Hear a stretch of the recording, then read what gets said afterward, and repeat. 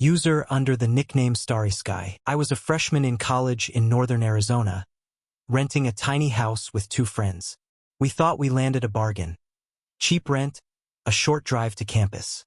A few weeks in, oddities surfaced. Doors creaked without wind. Footsteps echoed at odd hours. We chalked it up to an old house settling. Then one evening I came back from a late study group. The place was dark except for a single lamp in the living room. My roommate's door was ajar, her lights off. I heard what sounded like raspy breathing. Thinking she was home, I called out, no reply. Cautiously, I stepped closer. My phone flashlight revealed her room was empty. A faint shape in the corner flickered, as though a shadow bent in ways that defied logic. The hair on my arms rose. That breathing got louder. I ran for the main switch. Light flooded the hallway. The breathing stopped. I brushed it off as fatigue. But the next week, my friend found her laptop missing. The front door was locked. Windows too. No sign of forced entry. We scoured each room. Nothing. That night, we huddled in the living room, deciding to stay up, see if some intruder snuck around. About 2 a.m., the floorboards in the attic above us groaned. We froze. Then faint thumping like footsteps. Panicked, we realized maybe someone was living in the attic. We dialed 911, whispering fear. The police arrived, scouring the attic space. They found old blankets, some half-eaten food, a small bag with random possessions, including my friend's laptop. There was a hidden hatch in a closet that let someone slip in and out. The cops believed it was a transient or vagrant using the attic. That's when the horrifying sense of we gotta get out overcame us. We broke our lease the next day, explaining we felt unsafe. The landlord was furious, but we refused to stay. That primal fear that someone unseen lurked overhead sealed our decision. Within a week, we moved to a more secure apartment complex. I still recall the moment we realized an unknown person had been creeping around while we slept. It made the little hairs on my neck prickle. Getting out was our only option. User under the nickname Rose Canyon. I grew up in a remote Montana town. In my senior year of high school, a group of us decided to celebrate graduation by camping at a site near an abandoned mining shaft. The place was rumored to be haunted.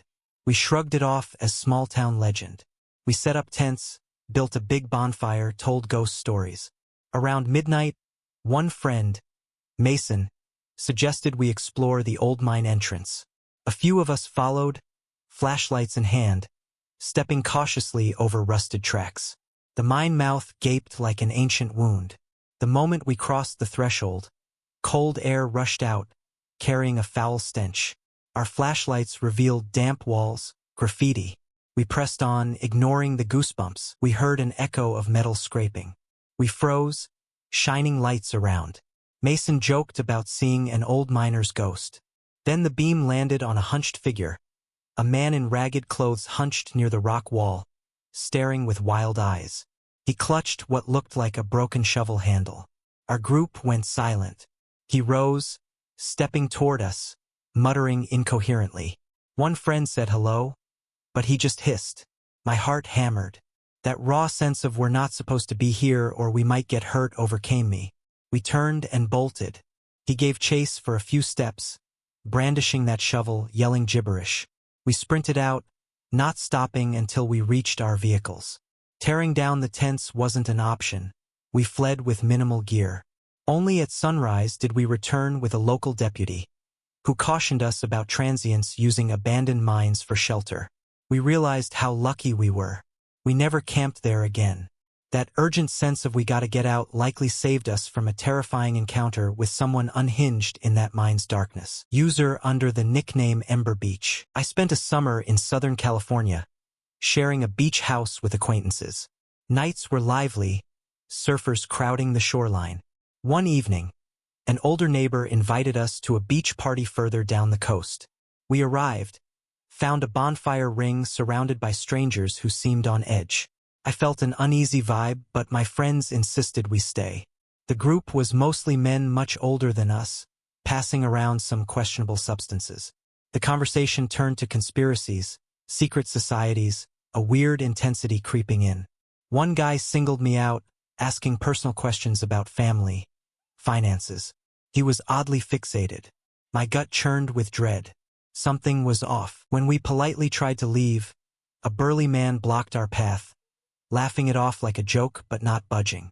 The older neighbor who invited us just smirked.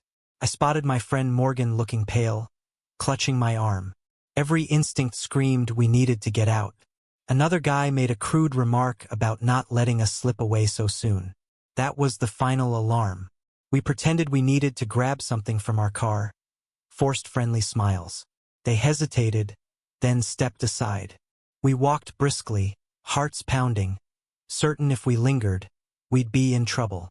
Once we reached the car, we sped off. Hours later, adrenaline still coursed. We realized we narrowly avoided a dangerous scenario. The next day, our older neighbor pretended nothing happened, but we never spoke to him again. Sometimes that primal sense of we must leave now is the only voice of reason. I trust that gut feeling every time. User under the nickname Dust Trail. I grew up in rural Texas, used to exploring desert trails. Once, my cousin and I took our dirt bikes out at sunset to ride near an old canyon pass. We lost track of time. Night fell faster than expected. We found ourselves on a lonely dirt road, uncertain of the turnoff. Then we spotted headlights behind us, no big deal at first, until they sped up, drawing dangerously close. The truck's high beams flooded our mirrors. We waved them to pass. Instead, the truck swerved, almost clipping my cousin's bike. We panicked, accelerating. The truck roared after us, its engine revving in a menacing way. The thought screamed in my mind, we have to get away or this ends badly. We spotted a narrow side path leading into the brush. We veered off, the truck braked, searching. We killed our engines, hid behind sagebrush, hearts pounding. The driver circled, shining a spotlight, presumably searching. Eventually, he roared off. We waited, trembling, for 15 minutes.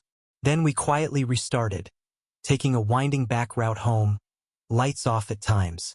We never learned who or why that driver targeted us. But that intense surge of we have to escape right now definitely saved us from potential harm.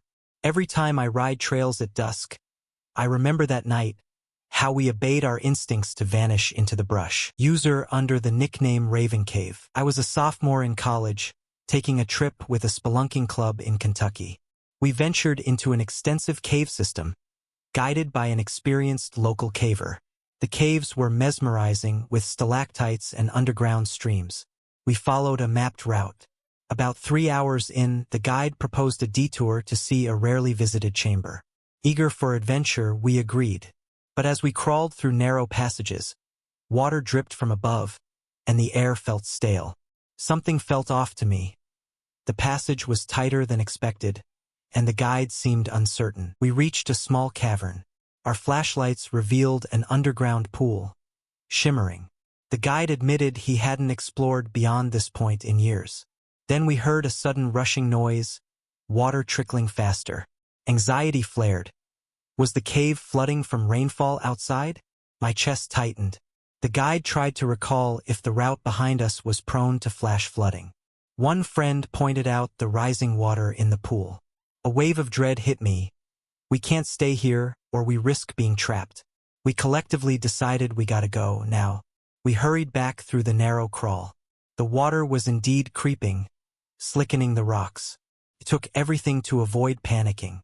An hour later, we emerged into a larger, safer passage, hearts pounding.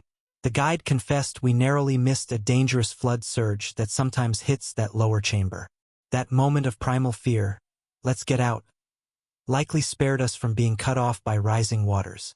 I've never taken cave exploration lightly since. User under the nickname Maple Lodge. I was 20 years old, working a summer gig at a lakeside lodge in Minnesota. One evening, a coworker named Brendan suggested we check out an abandoned cabin deeper in the woods, rumored to be haunted. We laughed it off, decided to explore for thrills. The place was a rickety wooden shack with busted windows. We stepped inside, shining flashlights across dusty furniture and torn drapes. At first, it felt like any old, deserted cabin. Then I noticed something unsettling. Recent footprints in the dust. They looked like boot prints leading deeper into a back room. Brendan shrugged, claiming maybe other explorers came by. But my gut clenched with unease. We reached the back room. Our lights revealed a makeshift sleeping area. A ragged blanket, scattered cans of food, and a hunting knife stuck in the floor. Fresh footprints indicated whoever stayed there had been around recently. A sense of dread washed over me. Brendan tried to joke, but his voice trembled. That's when we heard a creak from the next room, followed by a low grunt. We froze, hearts pounding. Someone was in there. My entire body screamed, "We gotta leave now." I whispered to Brendan, "We're out." We backed away, stepping lightly, praying the floor wouldn't squeak. Just as we neared the front door, a figure appeared in the gloom. I caught a glimpse of a large silhouette, possibly carrying something metallic. We bolted. We ran through the woods, branches lashing at our arms. By the time we reached the lodge, our lungs burned. We never returned to that cabin. Days later, word circulated that a local drifter with a violent record was known to squat in old cabins. That night taught me to trust that gut feeling. The second I saw evidence of recent occupancy, I knew we had to get out or risk a dangerous confrontation. User under the nickname Emberhike. I used to volunteer with a hiking club in Northern California. One weekend, a small group of us decided to tackle a secluded trail in the mountains. The first day was beautiful, towering trees, crisp air, no sign of trouble. That evening, we pitched tents in a clearing near a stream. We sat around a campfire telling stories. But after midnight, I woke to snapping branches, as though someone stepped heavily in the darkness. Peered out, seeing no one. I assumed it might be wildlife. Come morning, we discovered footprints circling our camp, human footprints. Someone had walked around our tents repeatedly while we slept. A chill sank in. One friend insisted it could be a lost hiker. Another was spooked, suggesting we pack up. Against better judgment, we decided to proceed with our planned route, ignoring the uneasy vibe. That day, we found more footprints at random intervals, as if someone followed us but staying out of sight. By afternoon, the forest grew quiet, unnervingly so. A primal alarm roared in my head. We need to leave this trail. We gathered, voted, and agreed to cut the trip short, heading back. On the return, a friend spotted a figure behind some dense brush, watching us. When we shouted, they slipped away. We practically jogged the rest of the way, hearts hammering. Once we got to our vehicles, relief washed over us. We never identified who followed us or their motive, but that looming presence was enough. That sense of "we gotta get out" undoubtedly shielded us from a potential confrontation. Even years later, I recall how each crack of a branch set my nerves on edge, pushing me to heed that primal warning. User under the nickname Night Dorm. During my sophomore year in a Louisiana college, I lived in a dorm that had some wild parties. One night, my roommate invited a group of random strangers to our suite. They brought heavy liquor. Half the people were visibly intoxicated. A few displayed aggressive or erratic behavior, slamming doors, shouting in the hallway. The RA on duty was older and rarely enforced rules, so the chaos went unchecked. At some point, two guys started arguing, pushing each other. One threatened to pull a knife.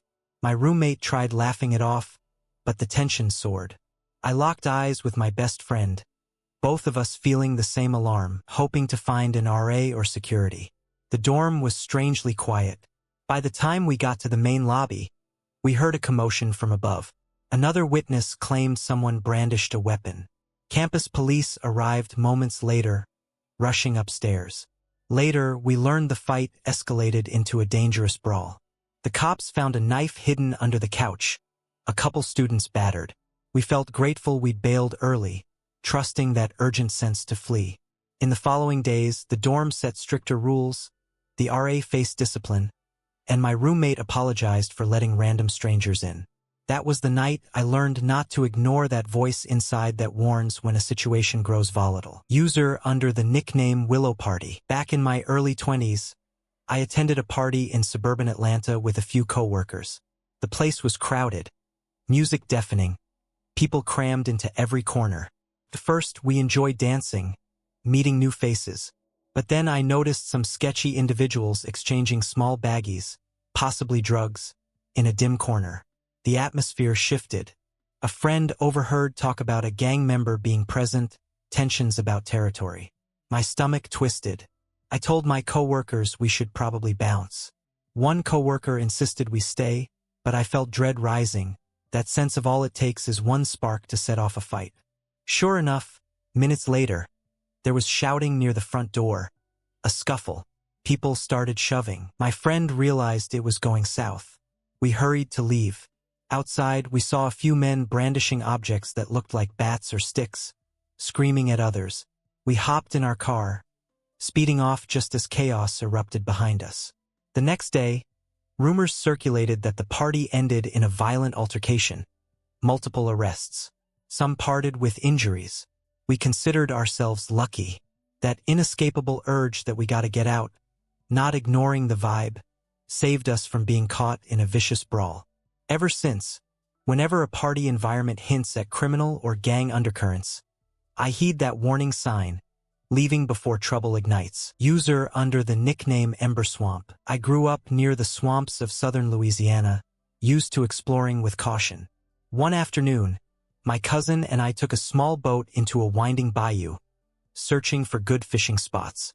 We drifted deeper than usual, the cypress trees looming overhead, thick moss dangling. Suddenly, we heard a splash behind us. Turning, we saw ripples but no obvious creature. Shrugging it off, we kept going. Then another loud splash, this time closer. Gators are normal, but something about the repeated circling made me uneasy. My cousin tried to joke, but I saw fear in his eyes. We both sensed a predator was tailing us. We turned the boat around, deciding we should return to known waters.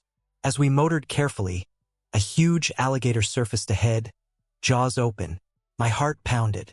We maneuvered left, only to see more swirling water behind. It felt like multiple gators surrounded us. With adrenaline pumping, I gunned the engine. The boat bumped submerged logs, nearly throwing us off. We prayed the engine wouldn't stall. Eventually, we reached a wider channel and sped to safety. Shaking with relief, we realized how quickly curiosity can turn lethal in the swamp. That intense moment of we have to get out hammered in my head. Had we lingered, we might have ended up in a dire confrontation. Lesson learned. The bayou can become menacing in a blink, and trusting that fear can mean survival. User under the nickname Aurora Ridge. I grew up in northern Maine, a remote region thick with forests and scattered cabins. One winter, my friends and I decided to celebrate a birthday at an old lodge rumored to be vacant. We drove out on snowmobiles, carrying supplies for a simple overnight stay. We arrived at dusk, found the lodge unlocked, a bit dusty but still standing. At first, we felt lucky nobody else was around. We started a small fire in the hearth, laughing about ghost stories. Then, as darkness crept in, strange tapping noises echoed from the walls. We assumed it was the old structure settling. Later, one friend claimed she saw a figure through a window. We dismissed it as reflection. We heard a loud thump from the back room. Curious, we grabbed flashlights. The back room door was cracked. We peered in, discovering old hunting gear scattered. A rancid smell hung in the air. That's when we spotted footprints on the dusty floor, fresh ones not made by us. Our hearts pounded. We realized we might not be alone in that old lodge. As we debated, we heard a crunch on the porch outside. My gut twisted. We scrambled to extinguish the fire, frantically packing up. That intense feeling of we gotta leave overcame us. We quietly slipped out the front, started the snowmobiles, hearts racing. We saw movement near the corner of the lodge, a shadow with an outline of a rifle or something long. We peeled away through the snowy trail, praying our engines wouldn't stall. We never looked back. The next day, we reported it to a local ranger, who cautioned that squatters or strange folks sometimes used old lodges in winter. I'm convinced if we had stayed, we might have encountered someone potentially dangerous. User under the nickname Honey Cafe. In my mid-20s, I worked in Dallas and often hung out at a late-night cafe near the warehouse district. It was a chill spot, but the area could be sketchy. One evening, I was there with a coworker, sipping coffee around midnight. We noticed a group of men at a corner table eyeing us, whispering. My coworker sensed the tension, but we shrugged it off. Minutes later, those men got up, approached the cashier, and one started yelling that he was overcharged. The vibe turned hostile fast. The cashier tried to explain. Another man brandished something under his jacket, presumably a firearm. My coworker and I locked eyes, panic creeping in. The men started cursing, threatening. My coworker whispered, "Let's get out now." We slipped off our stools, edging toward the rear exit. The men were consumed in their argument, so we ducked out, hearts thumping. We sprinted to our car, peeled away. Later, we learned from a friend that cops were called. The men had caused a mini standoff. No injuries, but the incident was tense. That chilling moment of "we must leave right this instant" likely spared us from a confrontation in the crossfire. I never returned to that cafe after midnight again. Sometimes that gut-level alarm about an escalating scene is the only reason we get out unscathed. User under the nickname Emberdate. I was in college in Oklahoma, took a chance on a blind date arranged by a classmate. The guy suggested we meet at a bar on the outskirts of town. I arrived, found the place dimly lit, with a crowd that looked rough around the edges. My date, Mark, introduced me to his buddies, who eyed me with predatory grins. Something felt off. I tried to make conversation, but they started telling crude jokes, referencing fights they'd been in. My date laughed, placing a hand on my shoulder. The vibe was controlling. My gut said, "Get out," but I hesitated, not wanting to be rude. Then Mark proposed we go to some private afterparty at a friend's trailer. One buddy nodded, staring me down. The tension soared. I realized I was alone, no allies. I forced a smile, excused myself to the restroom. Once out of sight, I slipped outside, sprinted to my car. Mark texted me, cursing, demanding to know where I went. I blocked his number, sped away. Later, a coworker who knew Mark said I dodged a bullet, describing his shady record of aggression. That savage sense of run now overcame me, and I'm forever grateful I obeyed it. The environment oozed potential danger, so I left before it escalated. It taught me to trust that feeling of immediate dread on a first date, especially in a sketchy bar with men exuding menacing vibes. User under the nickname Dust Storm. I love chasing storms, typical in the Great Plains. One spring, a friend and I drove out to track a developing supercell in Kansas. We watched the swirling clouds from a safe distance, enthralled by nature's spectacle. The radio crackled with a tornado watch. The sky turned an eerie greenish hue. Then, to our amazement, we spotted a funnel touching down miles away. We decided to move closer for a better view. But as we advanced, the storm shifted direction. Suddenly, the funnel veered, intensifying.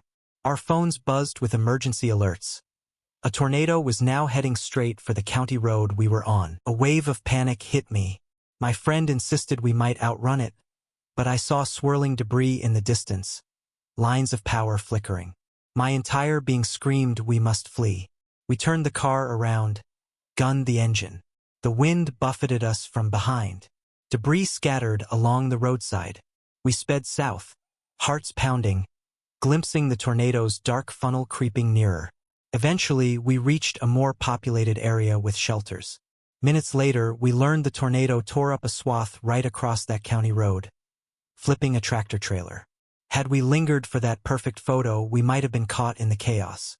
That moment hammered home that even adventurous storm chasers need to heed the voice that says "get out now" when nature roars. User under the nickname Ravenhouse. My cousin inherited a dilapidated farmhouse in upstate New York. A group of us volunteered to help him clean it. The first few hours were just dusty boxes and creaky floors. But as dusk approached, we heard what sounded like footsteps upstairs. Though none of us were up there. We shouted, no response. My cousin insisted it might be animals. We checked, found nothing. Later, we resumed cleaning. The footsteps returned. Then a door slammed on its own. Unease spread. A friend discovered old newspapers mentioning a tragedy in that house decades ago. We got spooked. My cousin, trying to lighten the mood, told a ghost story. But the temperature dropped unnaturally in one room, breath visible. The sense of dread thickened. A random mirror on the wall cracked, sending shards scattering. That was enough. No one caused it physically, it just shattered as if from pressure. In near panic, we decided to pack up. We scurried outside, hearts hammering. My cousin locked up, announcing we'd continue in daylight with more people. We never spent another night there. Later, he sold it. Whether it was paranormal or structural issues, that primal fear that overcame us was we gotta get out or risk something we couldn't explain.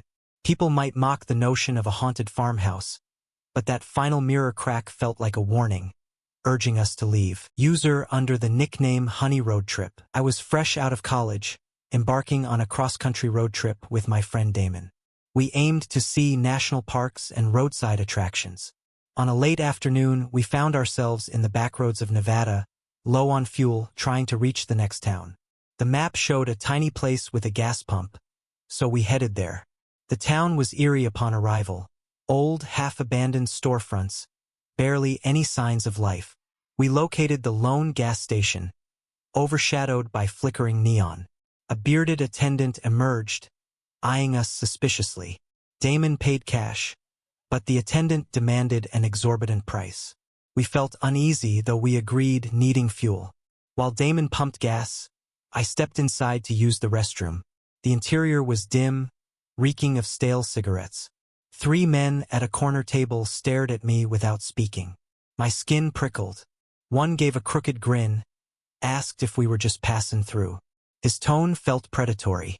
I mumbled yes and hurried back outside. Damon whispered that while pumping, he saw a pickup truck with fresh bullet holes on its side, parked behind the station. The tension rose. The attendant joined the men inside, glancing at us through the window, speaking in hushed tones. That immediate sense of we can't linger overcame me. Damon finished fueling. We hopped in the car and sped off. We drove miles in silence until we reached a larger highway. Later that night, we recounted our fear. Something about that place felt ominous, as though we might have been targets if we lingered. That gut level we gotta get out likely spared us from a confrontation. We never risked unknown desert towns after dark again. User under the nickname Dawn City. In my mid-20s, living in a Chicago suburb, I enjoyed nightlife occasionally. One evening, a group of friends and I visited a new club touted as trendy. The interior was stylish, but from the start, it seemed off.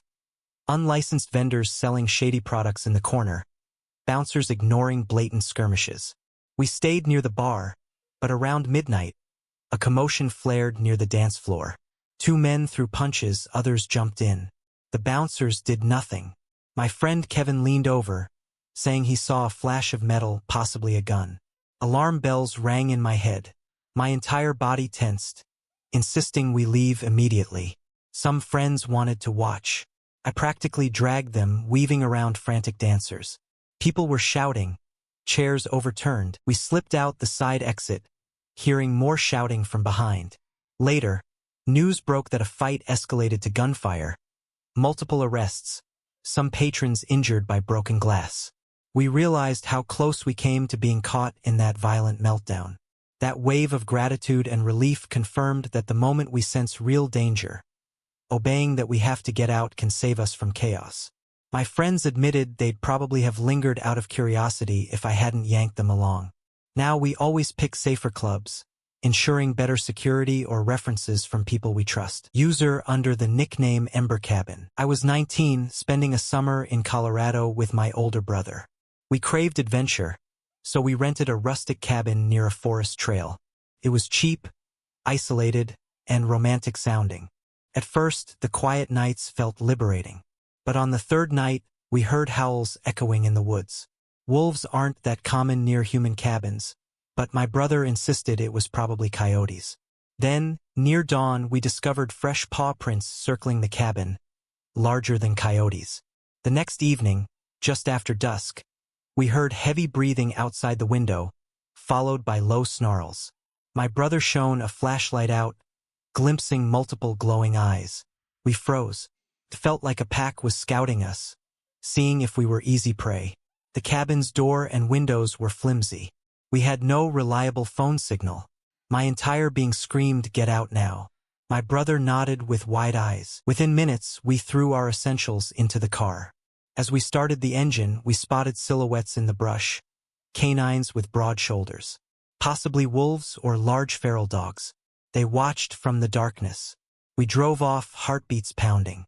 Next morning, we informed the property manager, who downplayed our fear, claiming no major wolf presence. But we trusted our instincts.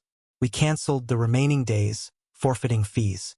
I still recall the hush broken by snarls, that primal terror fueling our rush to leave.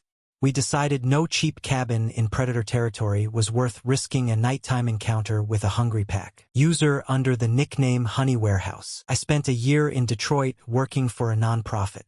We used an old warehouse as a community arts center. One late evening, a coworker and I were finishing up, just the two of us. We heard movement in the far corner, a space we rarely used. Our footsteps echoed as we ventured to check. We found graffiti scrawled that wasn't there earlier, random symbols. Then a metallic crash resonated. My coworker hissed that we should leave. We turned to go, but footsteps approached from behind tall shelving. A voice barked, "Who's there?" in an aggressive tone. We saw a figure, possibly armed, though the light was too dim. My coworker grabbed my arm, and we both sped for the exit, ignoring the figure's shouts. Adrenaline roared in my ears, the sense that we had to get out or face someone who might be dangerous. Later, we learned from local contacts that some squatters or criminals sometimes used the warehouse at night. Our nonprofit's leadership decided to hire security and only operate in daytime hours. That night hammered home that rummaging an old building after dark can attract trouble. Our survival was tied to that gut-level alarm that told us to run before a confrontation. User under the nickname Maple Forest. I spent part of my childhood in Oregon. One summer, my friend and I ventured deep into a forest near a logging zone. We heard distant machinery, but the area seemed peaceful. We must have strayed off the public trail. Suddenly, we spotted a posted sign. Private property, no trespassing. We debated turning back. Then the rumble of a log truck thundered. Two men emerged from behind equipment, glaring at us.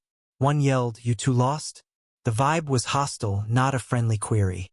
My friend stiffened, whispering we should leave. The men advanced, scowling about trespassers. We stammered apologies, but they didn't soften. One grabbed a radio, possibly calling someone else. Instantly, that sense of we gotta go overcame me. We backpedaled, turned, and broke into a run. They shouted, cursing us to leave. We didn't look back. We bushwhacked through undergrowth, ignoring scratches, until we regained a known trail. Our hearts hammered. We realized we had no right crossing that boundary, and those men might not have responded kindly. We avoided the logging region ever since, the memory of those angry faces reminding us that some places hold real threats. That day, flight overcame politeness, and it was absolutely the correct call. User under the nickname Dusk Trail. I was in my mid-20s, backpacking through a remote section of the Appalachian Trail with my friend Clara. We planned a week-long journey, carrying tents and food. The first few days were serene, just the crunch of leaves underfoot and the distant call of birds. On the fourth day, clouds thickened, threatening a storm. We decided to push on to a known campsite. By late afternoon, the rain was hammering, and we were still a mile short of the site. The forest dimmed quickly. Then, out of nowhere, we heard an echo of what sounded like a person shouting for help. We froze, scanning the dripping trees. Another cry rang out, but not quite like a normal call for help. It had a strange, warbling edge. Clara whispered that it didn't sound fully human, more like an animal cry. My skin crawled, debating if we should search for someone in trouble or keep moving. A flash of lightning illuminated the trail. In that brief glow, we spotted a hunched shape maybe 50 yards away, partially hidden behind a fallen log. Another eerie cry erupted, sending chills down my spine. We realized it was not a typical hiker in need, but something or someone that didn't want direct contact. The underbrush crackled. The shape moved. Clara squeezed my arm. Every fiber in me urged we gotta go. We turned and practically sprinted along the trail, mud splashing. Adrenaline overrode fatigue. We reached the campsite after dark, drenched. Another group there told us they'd seen odd signs earlier. Footprints leading off trail, slash marks on trees. None of us stayed another night. Next morning, we collectively hiked out to a safer area. I still don't know if it was a wounded animal, a lost person with unnerving behavior, or something more sinister. But that moment in the stormy dusk, hearing that warbling cry, hammered home that primal fear. It's time to leave now. User under the nickname Honeyridge. I lived in a small Colorado town, surrounded by mountains and old mining roads.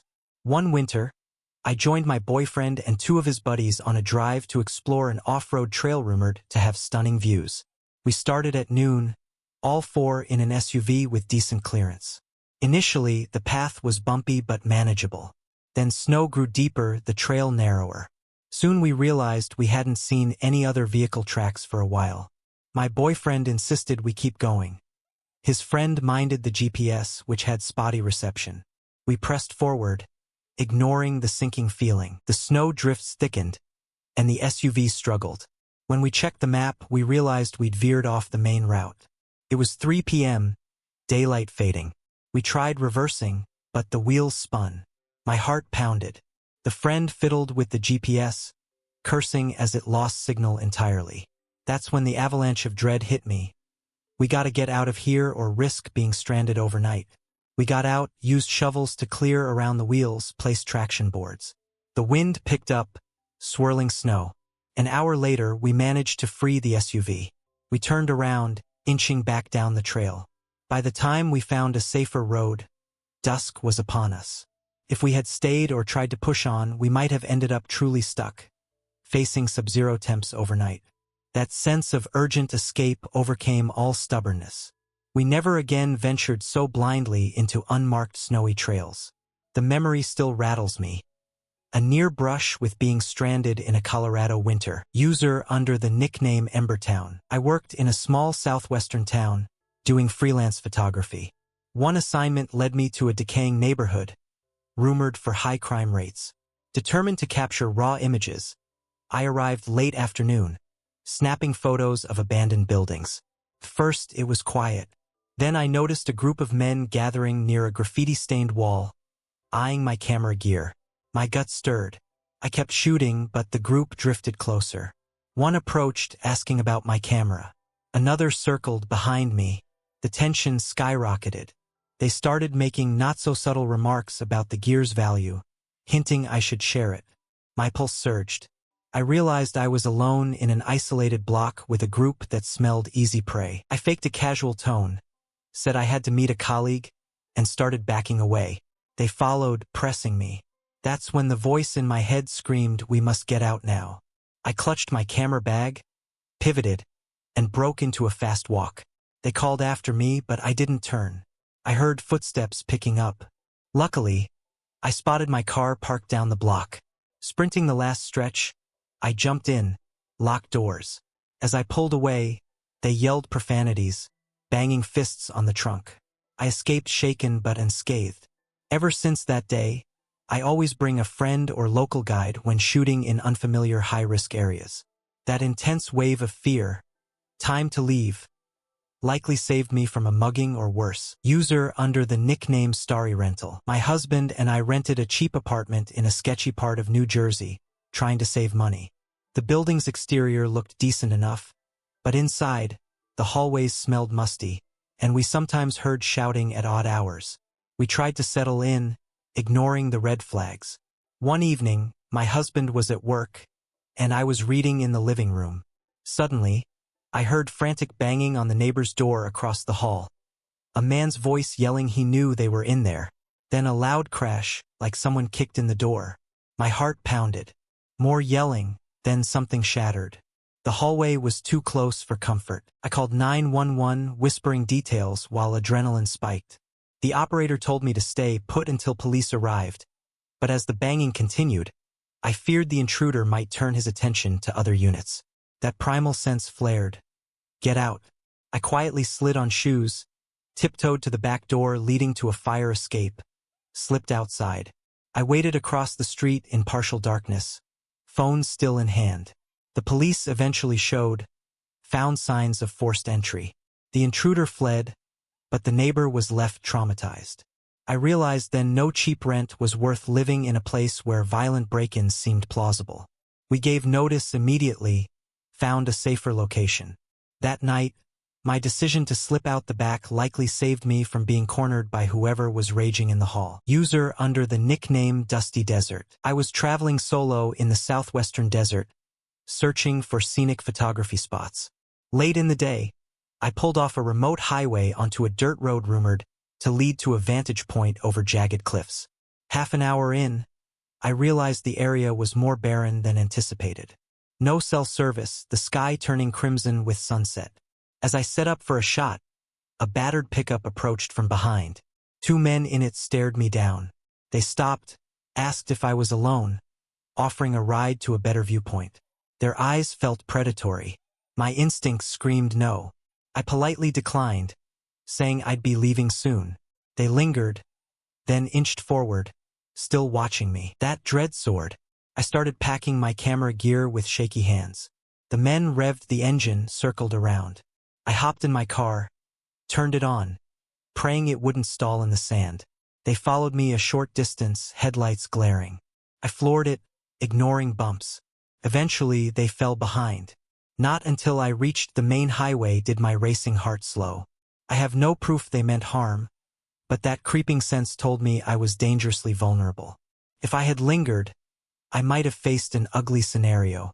I learned a harsh lesson about venturing alone into deserted spots near dusk.